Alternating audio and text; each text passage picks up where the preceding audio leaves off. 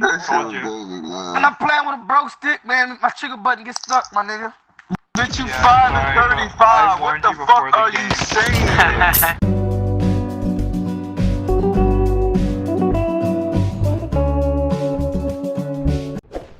You know, people are always asking me, they say, hey Brykks, how are you not constantly getting your bin mucked in this game? And to that I say, you know what? I think I'll be asking the questions around here. You know, I don't think you suck at Modern Warfare. I don't think you suck at all. Babies suck. Little dogs suck. Staining a white t-shirt sucks. I don't think you're any of these things. I don't think you're any of these things at all. I think you're just not living up to your potential. And I think a lot of us are in that situation right now. We're just kind of in this state of terminal intermediacy where there's a big stalemate. We're not getting better, we're not getting worse. We're not doing as good as we can, but I've got the answers. Here you can see my stats right now for Modern Warfare. 2 days played. Pretty sure the game's been out for 2 weeks, so as you can tell, I've pretty much got nothing else better to do with my time. I've got a 2.16 kill-death ratio, which is low for me.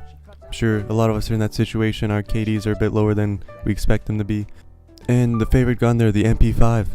You know, a lot of people have been blowing their loads on the M4 or the 725, thinking that they have to use these guns to be viable, and that's just not true. Although with yesterday's SMG buff, this humble brag might age like milk. So I think these stats have shown I've learned not to suck too bad at this game. I can hold my own. And let's transfer those skills over to you, but first we need to deal with some prerequisites. So here's my setup. Chances are you're playing on this big Xbox, or maybe you're playing on a PlayStation over here. Just do yourself a favor, we're just gonna go ahead and unplug that bitch. Keep the controller, we're gonna need that for later. Take this big VCR box and we're just gonna stuff it in a bag where it belongs. God, it's hard to Or if you have a PlayStation, same thing, just, you know, unplug everything. We don't need these things anymore. We're big boys now, we're gonna move up. You know, Daddy took the keys and he's not coming home this time. You know, it's time to grow up. Dirty bitch.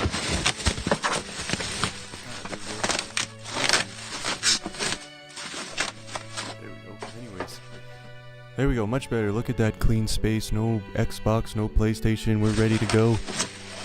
And once you have your goodies all packaged up, there's a few things you can do with them. You can head to your local Goodwill or donation shop and post an ad on your local shop and swap and sell them. I mean, for me personally, I have over 11,000 subscribers on YouTube, so obviously I'm making huge amounts of money. No questions asked. So I'd rather not bring this evil upon those who are less fortunate.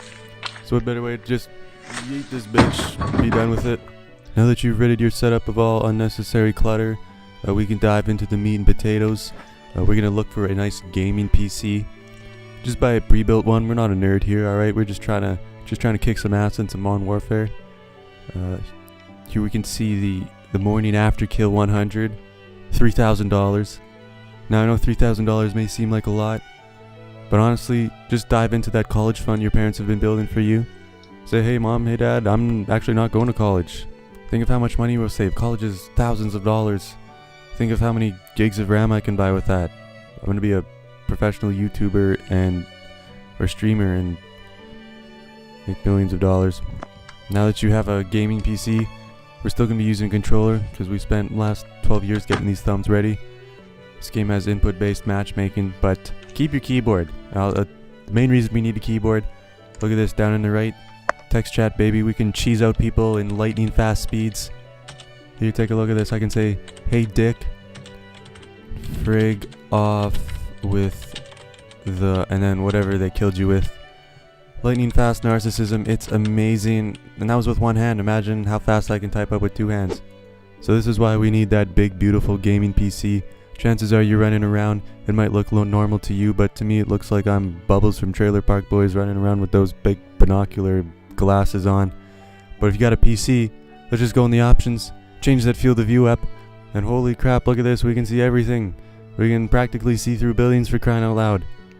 This would be the 60 field of view that console players are stuck playing on, and whoa, 120, holy shit. It looks like I'm completely in a different position, but no, I was standing in the same spot the whole time. That's just how much more shit you get to see. If that doesn't raise your KD by a few points, I'm not too sure what will. Now let's talk about the gameplay. A vast majority of players typically stick to team deathmatch and domination game modes, and that's just simply not where the fun's at with this game. Map design and campers are a huge complaint amongst many people who aren't doing so hot in this game, but they're not even giving themselves a chance. They're playing the most campy game modes in team deathmatch and domination. That's why it's time to switch it up and play some Headquarters. Headquarters is by far the best game mode in this game, and there's a few reasons why you should be playing Headquarters. So let's talk about campers. One of the big reasons why Headquarters is so fun is because camping is not really viable in this game mode. The way Headquarters works is the HQ moves from different spot to different spot all throughout the map, and there's only one objective.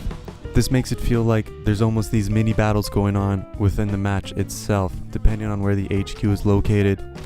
I feel each map has a few very good camping spots.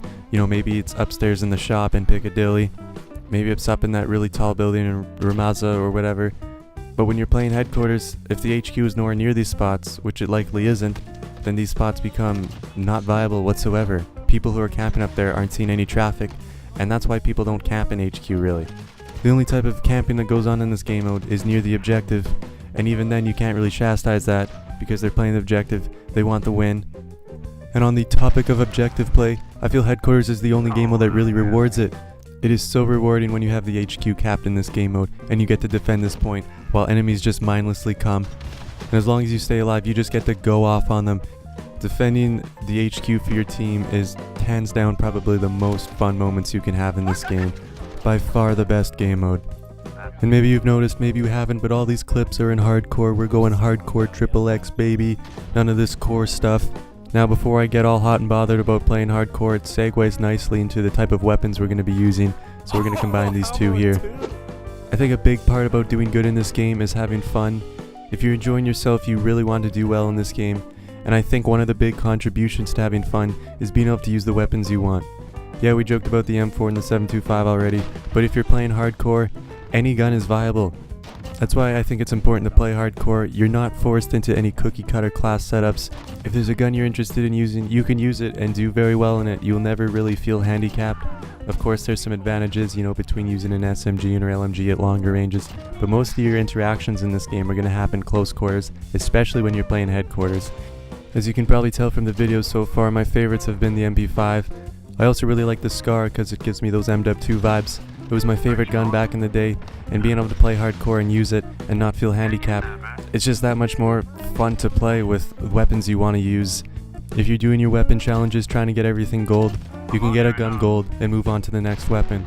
And to tie in with the camper situation we talked about earlier, everyone's been sleeping on the RPG. Now I'm not going to throw out a crazy headline like the RPG is the best weapon in this game, but goddamn, if it isn't the best tool in this game, I don't know what is.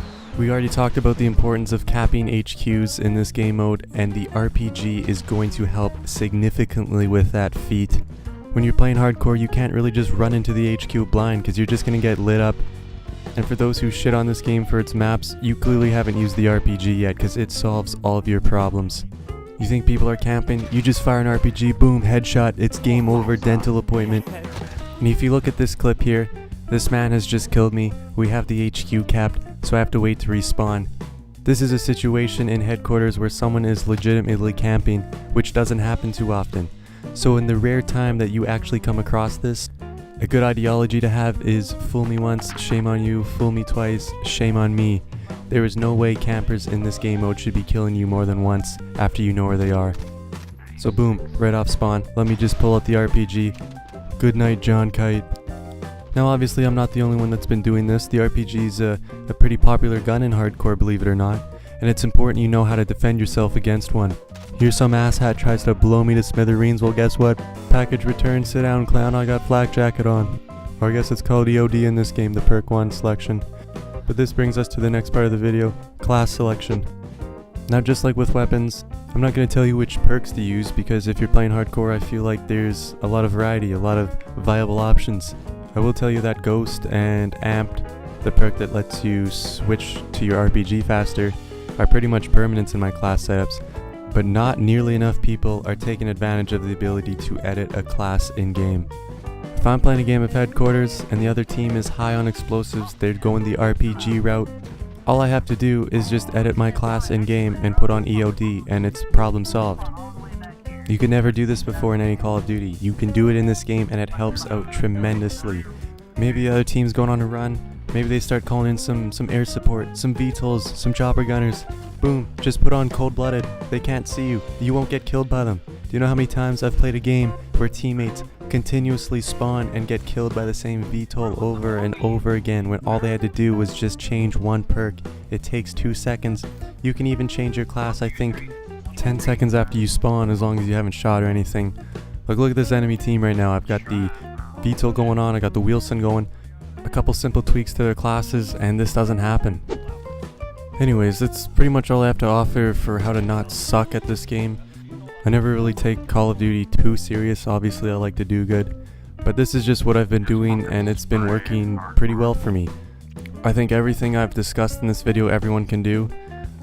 You can give hardcore a try, you can definitely play a few games of Headquarters, you know, you can experiment and have some fun with different weapons, get used to changing your class in-game, take down those pesky campers that everyone seems to complain about with the various tools that this game has given you, including, you know, the RPG and even how the map's designed.